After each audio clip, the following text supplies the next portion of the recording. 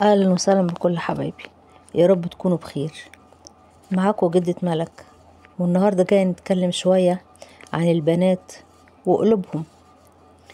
هل فعلا القلب ممكن يتكسر بجد؟ طيب، في بنت كانت بتحب جدا، مش حب بسيط كده، لا ده كان بالنسبة لها الدنيا كلها. كانت بتحلم وتخطط وتصدق كل كلمة حلوة لما حد يقولها لها.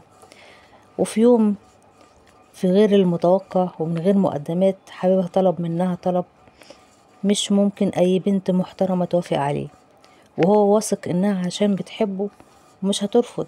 طبعا اتصدم لما رفضت، وطبعا هو قال خلاص على كده انا مش هقدر اكمل معاكي، خلينا نبقى اصحاب احسن. ومن وقتها وهي مش قادرة تتنفس كويس، كل شوية دقات قلبها بتسرع وتحس بوجع في صدرها، كأن قلبها بيتكسر بجد. وتعبت جدا وحياتها وقفت، ودخلت المستشفى، والدكاترة اكتشفوا حاجة غريبة جدا اسمها متلازمة القلب المنكسر. والله القلب ممكن ينكسر فعلا في حالات معينة، زي صدمة عاطفية قوية جدا، زي فقدان شخص أو وجع حب يخلي عضلة القلب تضعف فجأة وكأنها مش قادرة تكمل. بجد ده مش فيلم ولا تمثيل، ده مرض حقيقي، والموضوع شائع ومنتشر أكتر عند البنات والستات اللي في سن صغير. بس الخبر الحلو هنا إن القلب ده ممكن يخف ويرجع تاني أحسن من الأول، بس محتاج شوية راحة.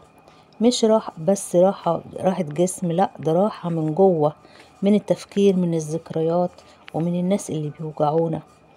ولو بتحس إن قلبك وجعك، مش لازم يكون حب يعني، بس أي حاجة ممكن تضغط عليكي جامد أو جدا ممكن تكون السبب.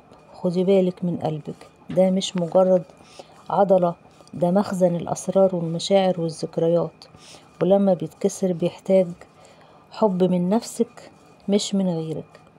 وفي الآخر قولولي لو عجبكم الفيديو ده، اعملولي لايك واشتراك في القناة، وقولولي هل انتم مؤمنين ان القلب ممكن يتكسر من الحزن، ولا شايفين ان ده كلام أفلام وحكايات وروايات؟